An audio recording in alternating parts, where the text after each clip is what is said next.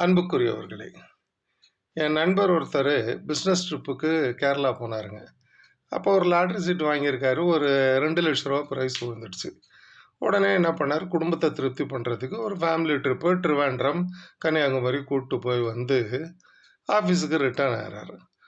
வந்தவர் ரொம்ப மனசு வெறுத்தவராக உட்காந்தார்.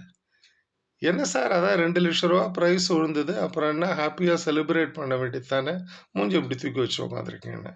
அவர் சொன்னார், அடையா சார், இந்த பணம் ஏன் விழுந்ததுன்னு இருக்குது. என் தம்பி வந்து 25,000 கேட்குறான், தங்கச்சி வந்து 30,000 கேட்குறா, எல்லாத்துக்கும் மேலே எங்கள் அப்பா வந்து 50,000 கேட்குறாரு. என் பொண்டாட்டி வந்து இதில் யாருக்கும் ஒரு பைசாவும் கொடுக்கக்கூடாது, பொண்ணோட படிப்புக்கு ஒன்றுன்ட்டா. நான் என்ன சார் பண்ணுறது?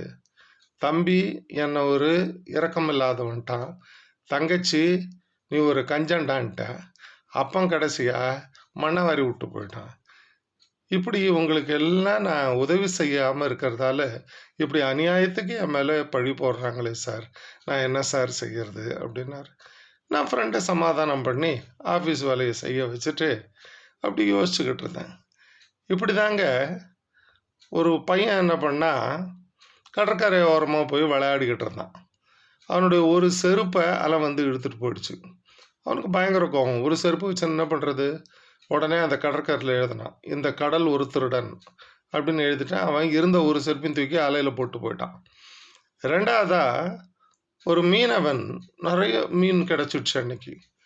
ஆஹா, அவனுக்கு பயங்கர சந்தோஷம். நேராக கடற்கரைக்கு வந்தான், இந்த கடல் ஒரு வள்ளல் அப்படின்னு எழுதி வச்சுட்டு போயிட்டான். இன்னொரு பக்கத்தில் ஒரு அம்மா தன்னோட ஒரே பொண்ணோட கடலில் விளையாடிக்கிட்டு இருக்காங்க. அந்த பொண்ணை ஒரு பெரிய அலை வந்து இழுத்துன்னு போயிடுச்சு. அந்த அம்மாவுக்கு ஒரே பொண்ணு, அந்த பொண்ணு போயிடுச்சுங்க. உடனே அந்த அம்மா என்ன பண்ணுச்சு, நேராக கடற்கரையில் அழுது அப்போ ஒப்பாரி வச்சுட்டு, இந்த கடல் ஒரு அரக்கன் அப்படின்னு எழுதி வச்சுட்டு அது சொந்தக்காரன் கூட போயிடுச்சு. நாலாவதாக ஒரு ஆள், முத்து குளிக்கிற ஆள், கடலில் இறங்கி முத்து குளிச்சாருங்க. அவருக்கு அன்னைக்கு ரொம்ப விலை மதிப்பில்லாத அபூர்வமான முத்துக்கள் நிறைய கிடச்சிச்சு. உடனே அவர் கடற்கரைக்கு வந்து இந்த கடல் ஒரு அற்புதமான தேவதை அப்படின்னு எழுதி வச்சுட்டு போனார். கடல் என்ன பண்ணுச்சு, ஒரு பெரிய அலையை அனுப்புச்சு. இந்த அலை வந்து இந்த 4 பேரும் எழுதுனாங்க இல்லையா, எல்லாத்தையும் அழிச்சிட்டு போயிடுச்சுங்க.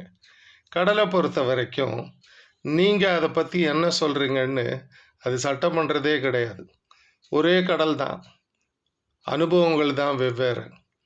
அதனால் அடுத்தவங்க என்ன சொல்கிறாங்க அப்படின்னு நம்ம பார்க்க ஆரம்பித்தோம்னா நம்ம வாழ்க்கை தேங்கி போயிடுங்க, நம்ம வாழ்க்கை வீணாக போயிடுங்க. நம்மளை பொறுத்த வரைக்கும் அடுத்தது என்ன, யார் எது சொன்னாலும் கவலைப்படாமல் நம்ம வேலையை, நம்ம கடமையை நம்ம பார்த்துக்கிட்டு போயிட்டே இருக்கணும். வாழ்க்கை மகிழ்ச்சி உள்ளதாக இருக்கும்.